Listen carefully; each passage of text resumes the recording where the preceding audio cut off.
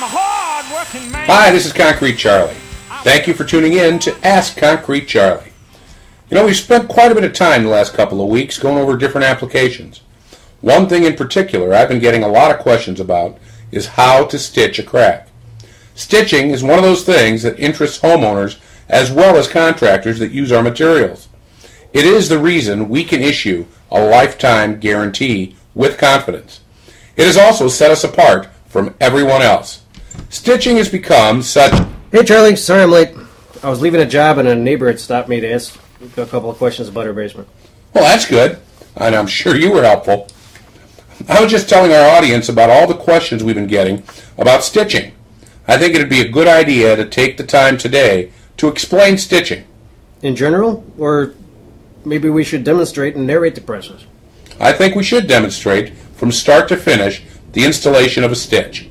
It would be a great opportunity to illustrate how we are different and why we give a lifetime guarantee. Sounds like a good idea.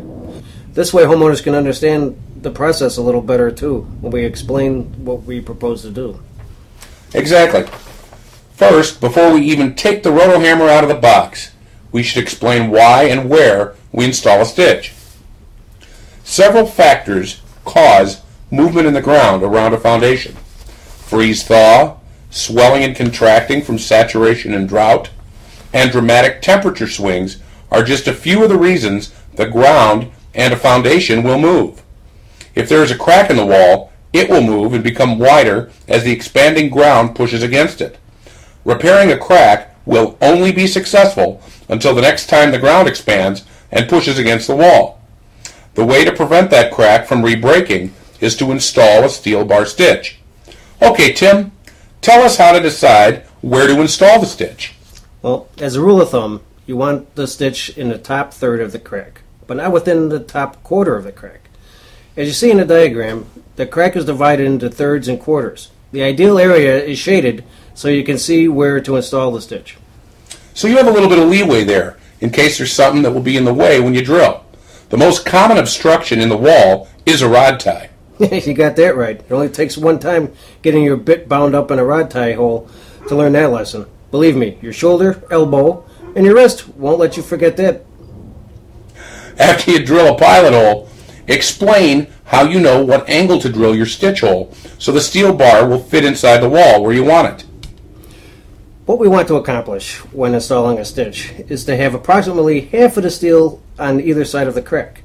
We also would like the stitch to intersect the crack about midway through the crack. We know our bit is 18 inches long, and the wall is usually 10 inches thick, and our stitch is 12 inches long. Without boring everyone with geometry, if you start your pilot hole about 6.5 inches away from the crack when you drill your stitch hole, on an angle between 30 and 35 degrees, when you insert your stitch in the hole and it recesses about 2 inches, we accomplish our objective.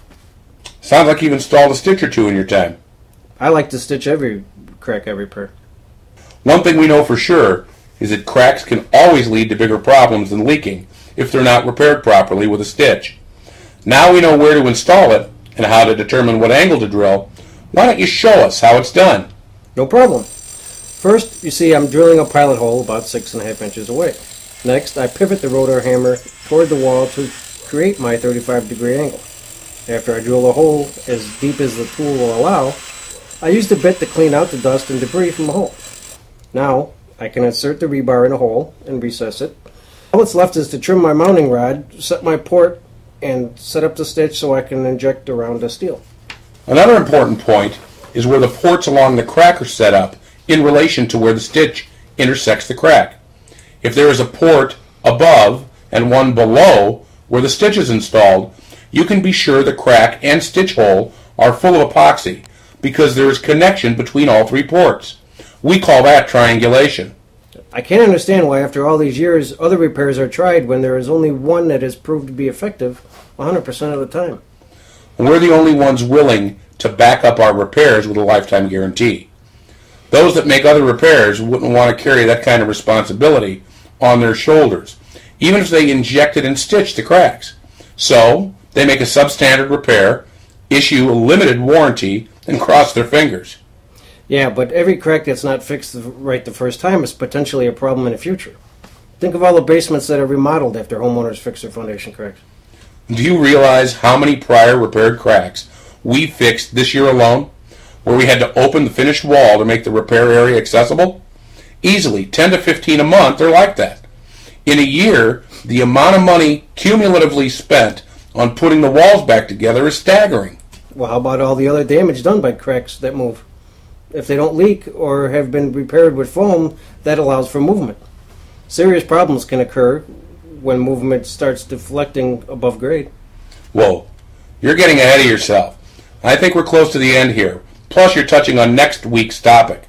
Next week, I'd like to cover the hidden and not so hidden damage foundation cracks cause. I hope to make the case for the practical and financial benefits of repairing all foundation cracks and repairing them correctly. Hopefully, we can get that point across, and homeowners can see the benefits. Well, Tim, that's one of the reasons we're here. I'd like to think our little forum here will serve to educate folks and help them make sound decisions regarding waterproofing and foundation repairs. It can be the difference in overspending thousands of dollars. Well, once again, we must say goodbye. It always seems like we have to go when we get on a roll. Well, we'll pick up where we left off next week, I promise. Don't worry. Don't forget to send your emails with your questions and stories to charlie@concretecharlie.com. You can go to my website, www.concretecharlie.com. You can see my videos on my channel at YouTube, /TheConcreteCharlie. Every podcast episode will be uploaded to YouTube, so if you don't have a video MP3 player, you can still see any video we include with our show. Thanks again for tuning in, and don't forget, if you don't ask Concrete Charlie, you probably won't get the right answer. Poor working man.